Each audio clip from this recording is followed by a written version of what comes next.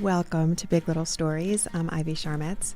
So I spent many years as a journalist and always felt very lucky to be a professional storyteller and work with so many great people who understood how important and powerful good storytelling can be. But one of my all-time favorite storytellers, one of the best in the business, is the award-winning Brian Donohue.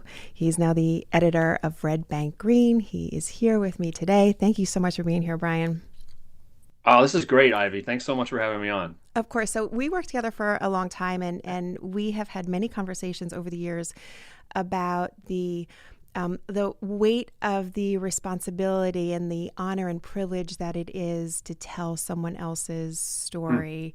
I know that it means so much to you, but talk to me just about just how special it is when your job is to tell other people's stories. Huh.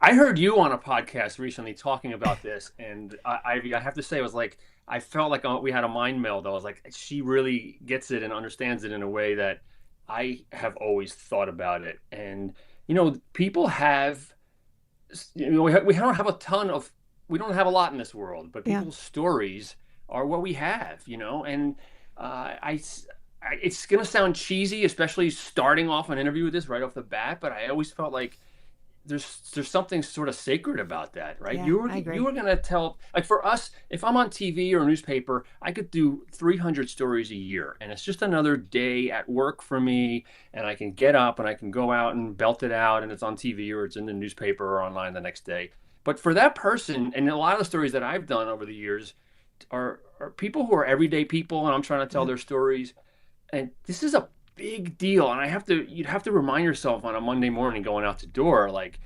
yeah, this is a Monday morning and I'm trying to get through it. But for this person, this could be one of the biggest days of their life. And you have this story. And I always felt, and part of the reason I think I was susceptible to burnout, honestly, in this job is because there's that time between when you sit down with the interview and before, like, you're editing or you're writing, and you have this thing. I always felt like I had this thing in my hands that could break, and it was this precious jewel of a thing that I could screw it up in royally, and just so that was always, it was a lot of pressure on me to do it as good as I could do it. Yeah. um So and where did and that, really, but where did that, so I'll tell you, for me, it was the summer after I graduated high school, and I was working at like the local Forbes newspapers, and I interviewed a guy, was doing a profile piece. He was dying. And as he walked out the door, I'm 18 years old. I'm holding like two tapes in my hand because we had used like the recorders. And as he's walking out the door, he turns to me and he says, "Just do a good job telling people who I am and who I was." And he left. And I'm thinking to myself, oh my gosh, like, this is now like, and so that moment stayed with me. I mean, that was, almost 30 years ago. That has stayed with me forever. And I know that you feel the same way about that. But was there a moment for you when you realized, like, oh my gosh, this is on me? When I started the Jersey Journal, which was a newspaper in Jersey City, and back then it was a robust daily newspaper, and I had a year of community newspaper experience under my belt up in Boston for a neighborhood weekly. But my first job at the Jersey Journal was 2 days a week doing weekend cops in Jersey City, covering a lot of crime and a lot of horrific stuff, and 3 days a week doing obits. Like, I was bottom of the rung, and the obit job was basically working the night shift and taking the fax machine had rolls of the fax paper back then. It was so hard to keep them from rolling up. And you would get these faxes from the funeral home and write obits. And it was such good, incredible training. It was very rote work because there was a format you had to write these stories by. It was their name, when they were born, when they died, the clubs they were in, the survivors.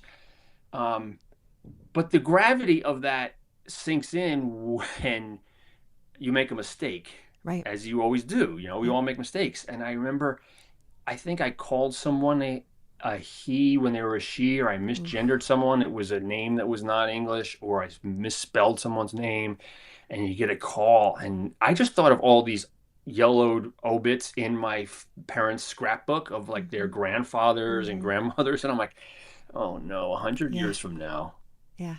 this obit that I wrote is wrong. And right, it's so maybe it's similar to your story, which was a guy who's on his deathbed, and I'm writing about people who have just passed away and grieving families. That you realize that yeah, it's just an obit for somebody who was a factory worker, but they were loved by people, Of and course. that's really important. That Yeah. obit is important. It's going to be in scrapbooks for generations, you Forever. know. Forever. Um, So when did yeah, so maybe you, that's it. Maybe that was the moment. but now you started, you were younger, right? You were like a kid, I think, I'm trying to remember exactly what the story is, but you were a kid and you started writing. So how did that start for you? What were you doing? So when I was in high school in junior year, I ended up in the back seat of a police car Mm. actually, and you have that moment where you're like, why am I hanging around with some of the knuckleheads I'm hanging around with, you know? And I already had this really mischievous part of my personality, and I had my parents and my school, and they pulled me aside. And I was like, this is not who I am, right? Mm. I'm not this kind of knucklehead. But I think from then on, I was able to channel my mischievous streak into a much more creative way. And I started a band when I was in high school, a punk band, and then that was the first thing I ever wrote was songs, and I got a response from that. And then, um, writing songs, and then started a. I hated the school newspaper. I thought it was just a bunch of flunkies doing the work of the administration and writing fluffy stories. And so my friends and I started under pen names, anonymous, write an underground newspaper, which required us to, type the stuff up on typewriters and cut the stories out and put them. And then somebody worked in a dentist's office and had the key, and we would go in at night and use the dentist's Oh, wow. photocopy machine and copy these off, and then we would sneak into school well early in the morning and just put them all over on the desks and the cafeteria tables and then leave. And then I would get into school for the opening bell, and everyone would be reading this thing. How many papers did you do? How We many probably issues? do as many as we could, 50 or 100, but they were so Wow. people loved them so much that they were like, oh, you could see people pass copy around, and we were pen names, so we were trying to remain anonymous. Of Right. course, the English teacher, she caught me. She matched the typeface from the newspaper to the typeface to the papers that I was handing in. And to her credit, she called me aside and she's like, I know it's you and I love it. She was awesome. So when you were sitting in the back of the So police car, were you thinking like I'm going to be in the police blotter, but one day I'm going to write those police blotters? Was that your no, was thankfully I was 17 Okay. at that point, so I could not be identified in the police blotter. Okay. So that clip does not exist. There was a trip to juvenile court in Elizabeth, and involved. I still can't go by that courthouse, the Union County Courthouse, without thinking of that horrible day. It was minor. It was like a stupid, disorderly person. It was dumb teenage stuff, but it was enough to kind of give me a wake up call that I was not with some people that maybe I should have been hanging out with. So you really started in print before digital was Yeah. even like a word that any of us knew. Um, do you miss just working in print, just the written word? So recently, I did this 6 years at News 12 where it was just video every Yeah. day. I'm now the editor of Red Bank Green, which is a hyperlocal blog in my hometown. I'm so lucky to be here covering my town that I moved to 21 years ago, and I love. And I am writing again for the first time. I'm writing news stories, and I'm really enjoying it on a couple different levels. And I am doing video too. And what I love about it, having a digital platform versus being tied into print like I was on newspapers or tied to video like I was on TV, you're locked into that medium. Yeah. If it's a story that doesn't lend itself to TV, but you're working for a TV station, you got to just make do. And that makes for a lot of bad TV. Yeah. Uh, Yeah, it you does. know, the person standing in front of the house that burned down Yeah. yesterday, Yeah. or 2 days ago. It's like, why are you there? Right. What if you have video of the house burning down? Show that to me. Right. And I love digitals because you can do that. You have the whole toolbox there. If this is a story that really needs, if it's a public policy story that needs explanation. I'm doing a story about affordable housing in Red Bank now, and the new state mandates coming down. Housing project in Red Bank that's for low income, that's 50, 60 years old, and all these complicated issues. That's a boring video, but I get to write that story. It's actually less work to do it that way. I think it explains things better. And then when the time comes for really good videos, I always thought video was better for human interest Yep. stories, for humor, Right. for emotion, Right. for things like that. And you just can't be replaced. I really wanted to get into video. I did 7 years at the Star Ledger covering immigration issues on the immigration beat. And so often my story would run in print and I would be frustrated because it just didn't convey the incredible experiences Yeah. that people were telling me about. I mean, here's one, right? So I remember doing a story about a guy who was from Darfur. Remember the horrible Yeah. massacres and violence that were Right. going on down Darfur? And he was a interpreter for the U.S. military. He grew up in Darfur and had never left the country. And he got refugee status here and came here. And I met him at Frank's Deli in Asbury Park days after he arrived. Wow. And I have goosebumps thinking of this right now. Yeah. He ordered a hamburger and he had no idea how to eat it. Like I had to lean over and kind of pick it up and say, you can just eat it with your hands. You don't need the knife and fork. This is a guy who was, so there was no way to describing that in print. It Right. loses a lot.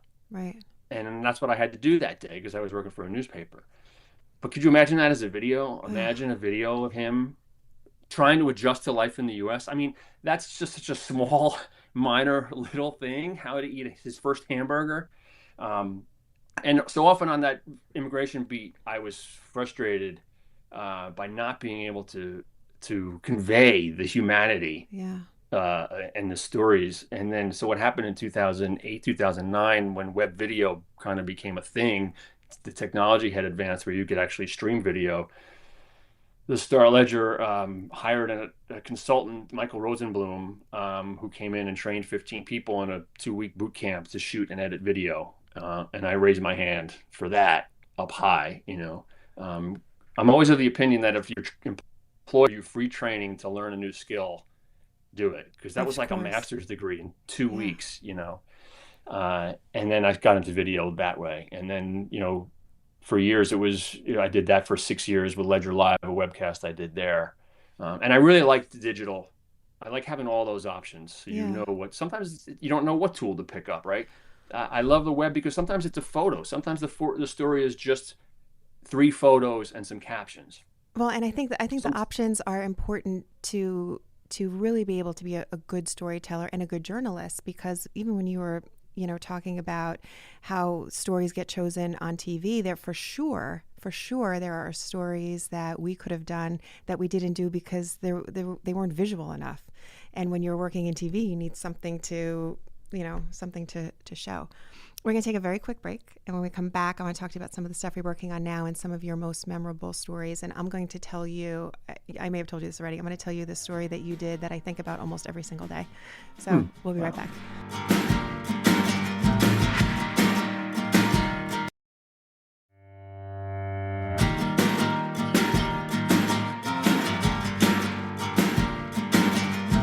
All right, welcome back. We're talking to Brian Donohue, an award-winning storyteller, one of my favorite journalists ever. He's currently the editor of Red Bank Green. Brian, I said that there's a story that you did that I think about almost every single day, and I don't know if you remember this, and I've probably told you about this in the past, but you were doing a story one time about like the Mega Millions, and the story was you were asking people I remember like it. who were buying like all these tickets, like, do you know what your odds are of winning? And people are like, oh, this is this. Like, you have a better chance of, getting struck by lightning and, eaten by a shark. And you asked this one woman, what are your odds? Like, you're buying all these tickets. What are your odds of, or you bought this ticket. What are your odds of winning the lottery? And she said 50-50. And you said 50-50. And she said, yeah, Either I win or I lose. And from that moment, I only buy one lottery ticket now because I'm like, she's right. Either you win or you lose. It's 50-50. I loved her. But you must have so She many was great. stories. You remember her, right? She was great.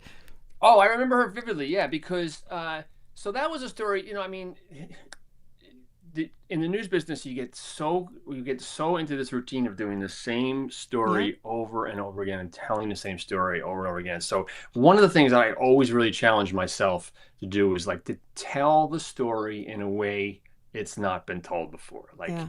and maybe in the process say something larger about the place we live in, the world we live in, about human nature, about people, right? Um, so the lottery was it was a huge jackpot, and I actually hate the fact that the media does lottery jackpot stories. Like, why do we give free advertising to the Right. lottery? The New Yeah. Jersey Lottery should buy an ad if they want to advertise their jackpot. It's not a news story to me, anyway. I can go on a rant here about this. But it's free advertising, and the lottery is the tax on the poor, and I can go on a rant on all that. Anyway, so the story that day was uh, this huge jackpot, and I immediately thought of my Aunt Mary, who grew up in Hudson County in Weehawken. And anytime there was a number, if I got a new address, if I moved to a new apartment, she'd say, "What's the number? What's the number? I'm gonna play that number." You know, and she would play the number. If I got a car, what's the license plate? I'm gonna play that number. And then I also remembered a story back in the 50s, because I'm kind of a history nerd, that a train in Bayonne, from going from Newark to Bayonne, went off the bridge, Mm. and a lot of people died. It was a huge rail tragedy. And the next day, the number of that train came in, Ooh. and it was bookies at that point, and they would the number. So many people played the number of that train Wow. that the bookies didn't have enough money to pay everybody the next day. So people were doing what my Aunt Mary did, which Yeah. is picking numbers. So I went to Bayonne, which is I see my brain is full of all these random facts, and I think one of my strengths is connecting them all. Right, so 100%. I know that Bayonne is the number one lottery ticket sales location in New Jersey, just because I knew that. I don't know why. So I went to Bayonne and asked people what their system was for buying tickets, and the first woman I interviewed says, "If I'm watching News 12 and I see a bus crash, I play the number on Oh the my bus." So and then that woman with the 50-50 line was among those people that I interviewed. That was a really fun story. That was gold. So how do you always find the unique angle? I imagine I mean you've done like thousands of stories at this point. How do you always find a way to tell it differently? Because sometimes you're reporting on something that you may have reported on or something similar years ago, and yet you every time you do it, you're doing it differently. Sometimes it's lying in wait for it all to come together. Yeah. And sometimes a lot of it is, and this is what I think that a lot of people don't realize. Some of it is just, uh, again, I have this brain that can make connections between unrelated things, and I think that's become my strength. Yeah. Um, my brain just works that way, and some of it is hustle, right? Like, and I remember there was a random, like, weather is another thing that I challenge myself to find new ways Hmm. to tell the story. So like I remember one time at the Star Ledger, some reporter being assigned a weather story and going out the door saying, "Ah, freaking weather story! I gotta go do a weather story." And I Yeah. remember thinking, no, your challenge is to tell that the way. So there was a blizzard once where I built an igloo across the street from Newark City Hall. Like, I piled the snow up and dug it out and put a desk inside. And had that, and then I mean, you build an igloo in downtown Newark, you're gonna suddenly have interesting people You coming by to think? talk Yeah. to you in Yeah. the Yeah. igloo.